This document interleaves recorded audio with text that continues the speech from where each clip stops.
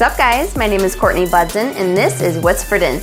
Today I'm going to be sharing with you my one-pan chicken fajita quinoa recipe. This is one of my favorite meals to make because it takes no more than 30 minutes and it's absolutely delicious and good for you. I'm also going to be showing you how to make a delicious avocado sauce that we're going to drizzle over the top. So without further ado, let's go over the ingredients. You'll need some olive oil, some onion, some quinoa, I'm using red and white, some minced garlic, some chicken broth, and I have a bunch of different colored peppers here. You can use really whatever you want. Then I have an array of spices, some chili powder, paprika, onion powder, garlic powder, cayenne, and some ground cumin.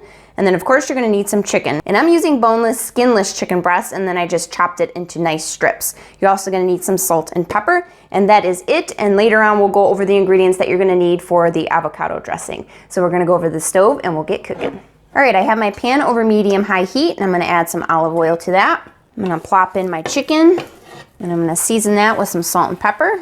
Make sure your oil isn't too hot because if you're using olive oil, you can burn it. So just keep it at a medium-high temperature. So what we're looking to do is just get a nice brown color on the outside. We're not looking to cook these through just yet, but we wanna get that brown color because that's gonna add a lot of flavor. So I'll show you what that looks like when it's there. Okay, you can see my chicken has the slightest little bit of brown color on it. So I'm gonna go ahead and remove it and set it aside and leave all the juices or fond that's on the bottom of the pan in the pan.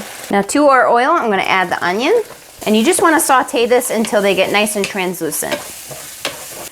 It's smelling good. Onions are translucent, so I'm gonna go ahead and add my garlic and only cook this for about 2 minutes or until it's nice and fragrant. Garlic is cooked and nice and fragrant. I'm gonna go ahead and add all my peppers. I'm just gonna give that a little toss. And the reason that I don't put the peppers in with the onions is because I like a little bit of a bite to them. I don't like them to be soggy and super limp. Okay, now we're not gonna let those really cook at all because they're gonna cook when they're simmering. Okay, now to that, I'm gonna add all my spices and seasonings. And just give that a stir. Oh, your house is gonna start smelling super amazing after you add those spices. Now straight away, after that's all mixed together, I'm gonna go ahead and add all my quinoa. Just give that a mix. I'm gonna add right back in my chicken and all the juices that accumulated in the bowl. And then to that, I'm gonna add my chicken broth.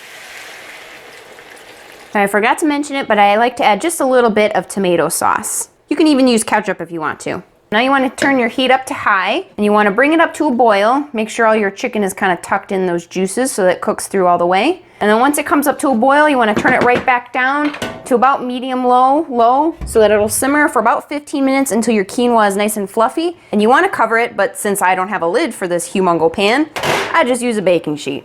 You just gotta make it do what it do. So we'll let this cook for about 15 to 20 minutes until the quinoa is done, and then we'll be back. Actually, we're gonna make the sauce. Can't forget the sauce. The sauce is the bomb, okay? Let's get to it.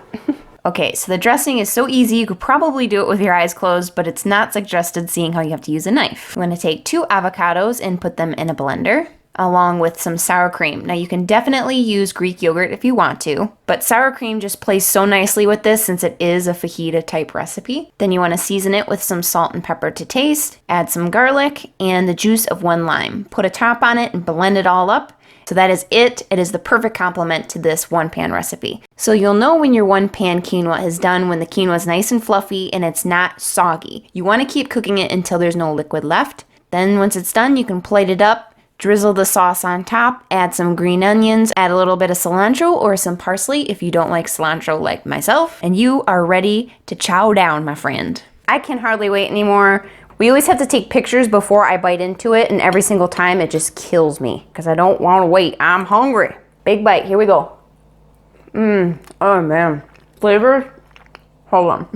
I don't know if you can see this, but the pepper isn't like so flimsy that it's like breaking apart when I squeeze it. It has the perfect amount of crunch, which is exactly what I like. It has all the great flavors of a regular chicken fajita, minus the tortilla, but you really don't miss it in this case because it's just so good on its own. You don't need all that extra carbs, girl. You don't need it. So if you guys want to remake this recipe, just look below in the description box. I have all the measurements as well as the written instructions. And if you did like this video, please don't forget to smack that like button. And as always, if you're not already subscribed, please don't forget to subscribe as well because I have many more recipes to come. So as always, thank you guys so much for hanging out with me, and we'll see you next time. Peace out. I do that all the time, but it works.